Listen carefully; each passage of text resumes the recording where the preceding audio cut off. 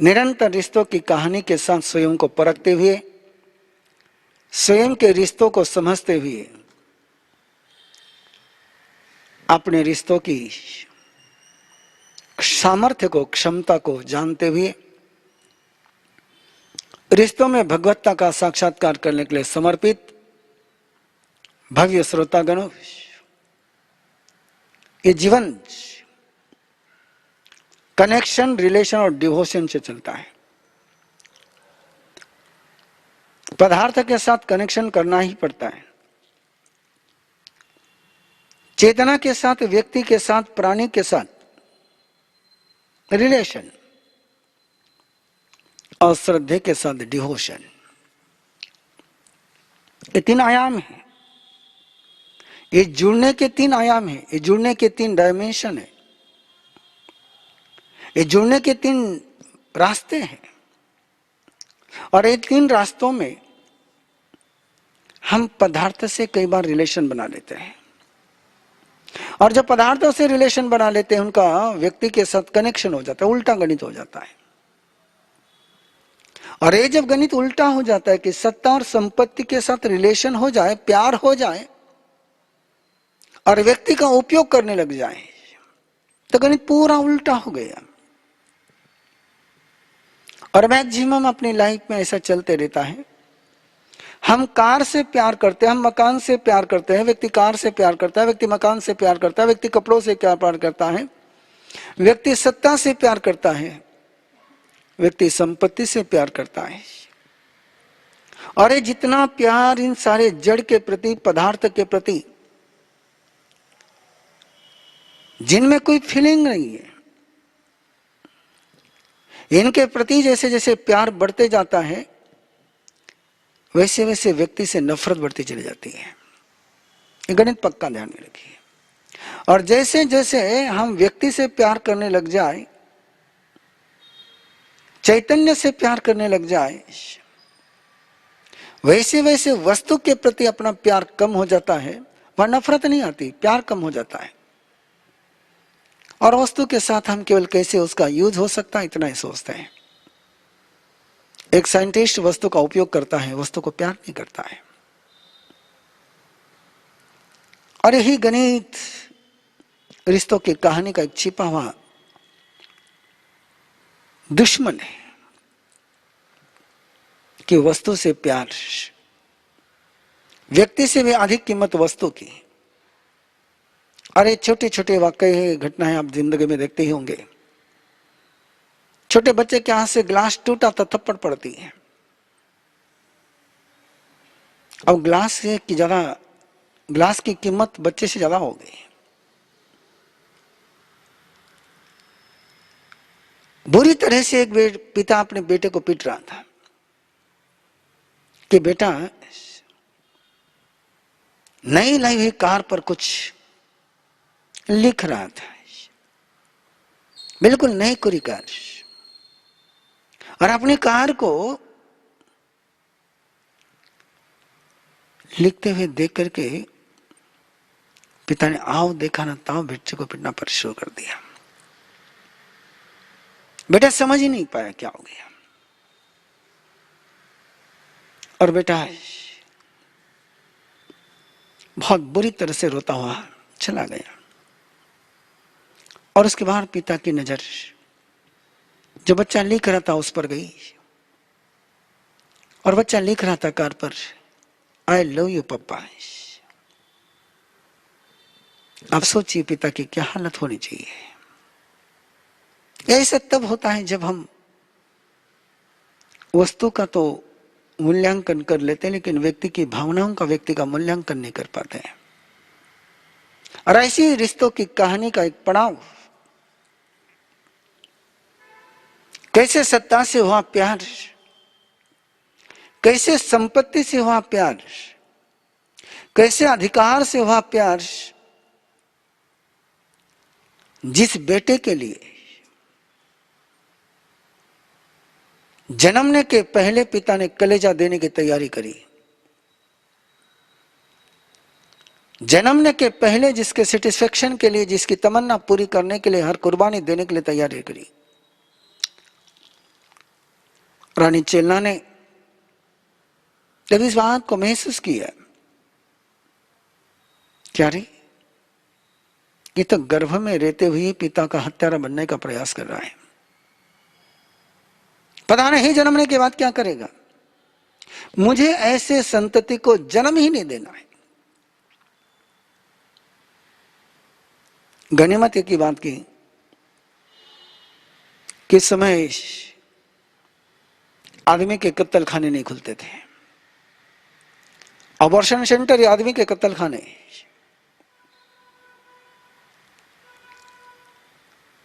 प्राणियों के कत्ल खाने के खिलाफ तो जैनी आंदोलन चलाते हैं, लेकिन आदमी की कत्ल जहां जन्मने के पहले होती है वहां कोई आवाज नहीं उठ रही है। वो तो लीगली कर लिया लोगों ने। इनलीगल लीगल दोनों रास्ते चलते रहते हैं। उस समय सेंटर नहीं थे, कुछ घरेलू कुछ देशी उपाय चलते थे, और चेलना ने बहुत प्रयास करे कि गर्भपात हो जाए, बहुत दवाएं ली, लेकिन आया हुआ जीव प्रबल आयुष्य लेकर के आया था। कहानी आगे आएगी। तब के बल के साथ उसका आयुष्य बंधा हुआ था, इसलिए मां के सारे प्रयास व्यर्थ हो गए और बेटे का जन्म हो गया। लेकिन मां ने तो तय कर रखा था कि इसको जन्म देना नहीं, जन्म देने के बाद इसको पास में रखना नहीं। जब गर्भपात उसके हाथ में नहीं रहा तो जन्म देने के साथ ही उसने पहले अपनी धाई को दासियों को कह रखा था कि इसका मुंह ही नहीं देखना है मुझे, इसका मुंह ही मत बताना मुझे। जैसे इसका जन्म हो जाए कहीं इसको फेंका नहीं। कई संस्कार बचे हुए थे जैनत्व के। ये नहीं कहा कि इसका गला घोट के मार देना है, ये कहा कि इसको कहीं छोड़ के आ जाना है, अपना कनेक्शन अपना रिश्ता टूट जाए। और बच्चे को दासी कहीं कूड़ादान पर कचरा कुंडे पर डाला। राजा सैनिक सुबह सुबह घूमने के लिए गए थे और बच्चे की रोने की आवाज सुनी, बच्चे को उठाया, घर ले आया कि सुबह ही खबर मिल गई थी कि बच्चा मरा हुआ जन्मा है और उसको छोड़ दिया है। और सैनिक सोचता है कि निसर्ग ने भरपाई कर दी, मेरी रानी चेलना की कुख फिर भरी जाएगी। और वो जब लेकर आया, देखने लगा राजा सैनिक उसके चेहरे की तरफ, कहीं न कहीं इसको लगा कि तो मेरा प्रतिरूप दिख रहा है, आंखें मिल रही है। और घर आकर के उसने अपने अंतरंग के दासियों को बुलाया, धाई माता को बुलाया, बोले सच बताए,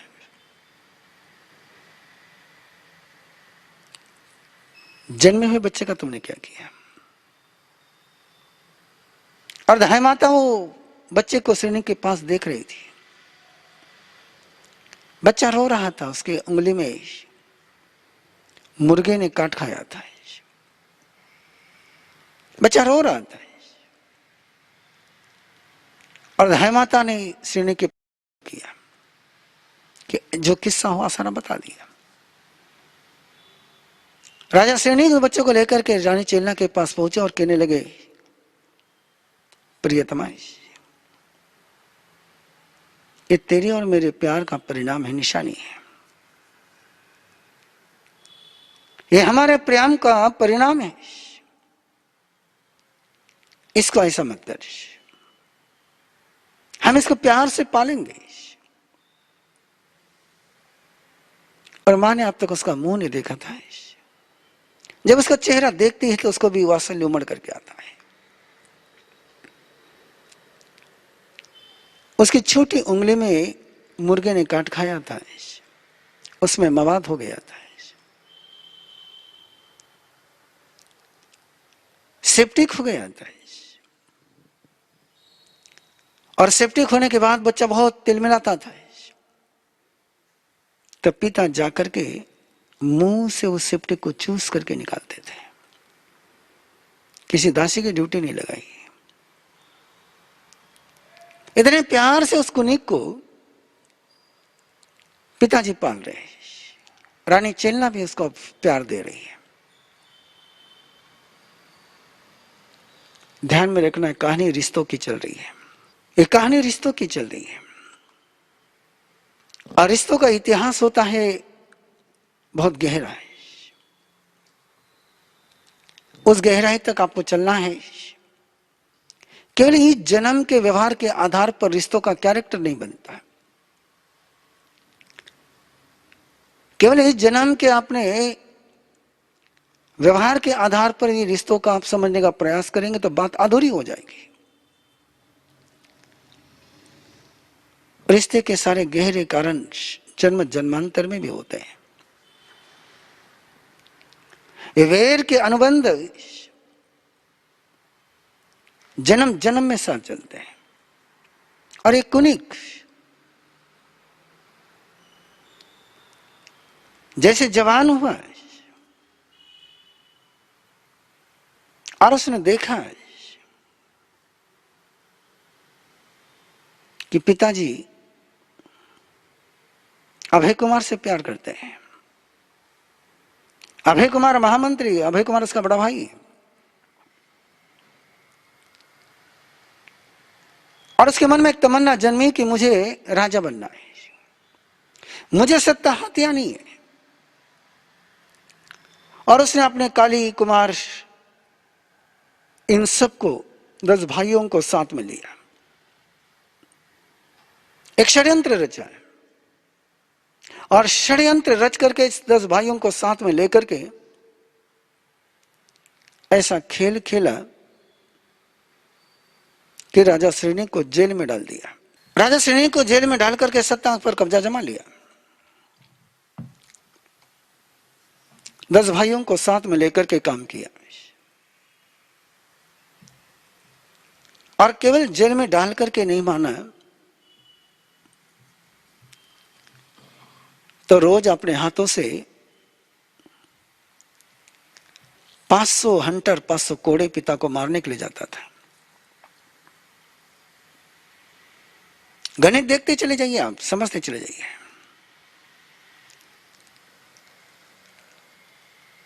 दस भाई को साथ में लेकर के सत्ता हथिया ली। अभय कुमार इसके पहले दीक्षा ले चुका था। बड़ी विचित्र स्थिति हो गई। राजा श्रेणिक, रानी चेलना और भगवान महावीर के संपर्क के कारण क्षमा का साधक बन गया था।